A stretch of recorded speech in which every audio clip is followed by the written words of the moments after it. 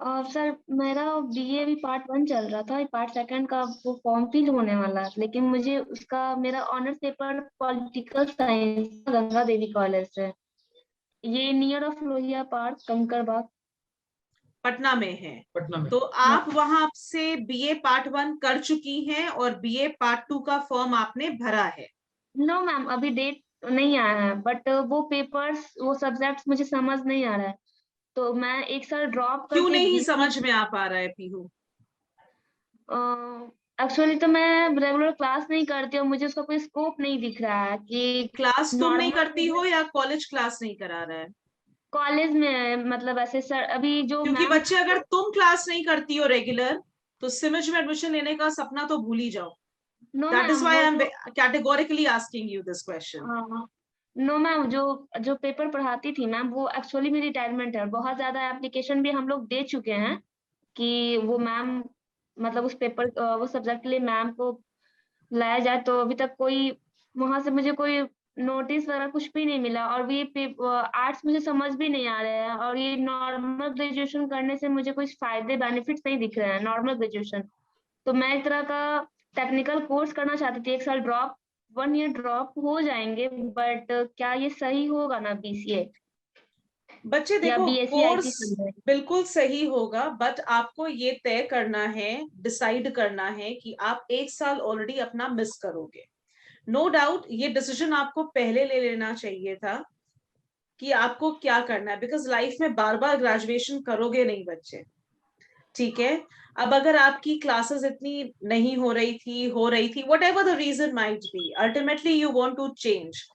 मेरा personal suggestion ये है कि आप 2 साल और कंटिन्यू करो और फिर रियलाइज करो कि मैंने 3 साल वेस्ट कर दिया। हाउसवाइफ बनने के लिए तो बच्चे मेहनत कर नहीं रहे हो, पढ़ नहीं रहे हो, लाइफ में कुछ करना है। ठीक है, तो better late than never. But आपका एडमिशन सिमिज में या किसी भी संस्थान में तभी हो सकता है जब आप पूरे डॉक्यूमेंट्स, जो सीएलसी माइग्रेशन वगैरह होता है, वो आप दे सके। But yes again ma'am. मैं फिर बोलूंगी, कोई भी कदम उठाने के पहले डिसाइड करना कि हाँ तुम्हें ये करना है, और अपने माता पिता से जरूर पूछना और उनकी मर्जी जरूर लेना, क्योंकि बाद में there will be no looking back. No ma'am, वो लोग अग्री हैं, और रहा बात डॉक्यूमेंट्स का, तो वो मेरा वो निकल जाएगा वो कॉलेज से, हम्म, तो वही ठीक, पूछ रही थी कोई कि वो दिक्कत भी नहीं है। मेरा बस अभी होगा, बस 1 ईयर ड्रॉप होंगे, लेकिन नॉर्मल ग्रेजुएशन करने से मेरा 3 साल वेस्ट हो जाएगा। और उसके बाद भी सो मैं जॉब मिलेगी कि नहीं, नहीं पता। नहीं, इसकी कोई गारंटी नहीं है, हालांकि सीमेंस में भी गारंटी नहीं है, लेकिन उसके लिए मुझे एफर्ट और मेहनत करने करने होंगे। सीमेंस एग्जैक्टली सीमेंस ये मैं कॉलेज। मैं यहाँ पर तुम्हारी ही बात पर दोबारा बोल दूं, क्योंकि सारे बच्चे अभी जुड़े हुए हैं। सिमिज में एडमिशन ले लिया, मिल गया, इसका मतलब ये नहीं कि जॉब मिल गई या करियर मिल गया। ये जो 3 सालों का सफर होता है, उसमें आपको पूरी मेहनत करनी होती है। जब आप पूरी मेहनत पूरी शिद्दत से करते हो, जैसा संस्थान कराता है, तभी जॉब मिलती है। तुमको मैं बताऊं, आज मैं सुबह से परेशान हूं। क्यों? हमारे 5th सेमेस्टर, ध्यान देना, 5th सेमेस्टर के स्टूडेंट्स जिनका अभी यूनिवर्सिटी एग्जाम 11 अप्रैल से होना है, उन बच्चों को ज्वाइनिंग मिल गई है विप्रो में 11 अप्रैल से। अब वो बच्चे परेशान हैं कि मैम मैं विप्रो ज्वाइन करूं कि मैं यूनिवर्सिटी एग्जाम दूं। मैंने कहा यूनिवर्सिटी एग्जाम दो, नहीं तो मार्कशीट क्या दोगे कंपनी में। And I have requested the company कि उनकी ज्वाइनिंग आप लेट करें।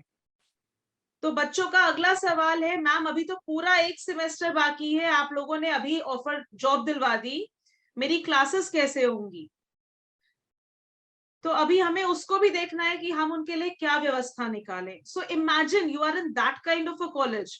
बट ये ऐसा नहीं है कि तुमने सिर्फ में ले लिया तो तुमको प्लेट में जॉब मिल गई। नो, वो मेहनत करनी पड़ेगी, वो शिद्दत, वो एड ऑन कोर्सेज, मतलब कहते हैं ना, सिलेबस और मार्क्स से ऊपर उठ के पढ़ना होगा, और वो करोगे तभी कुछ कर पाओगे। ठीक है?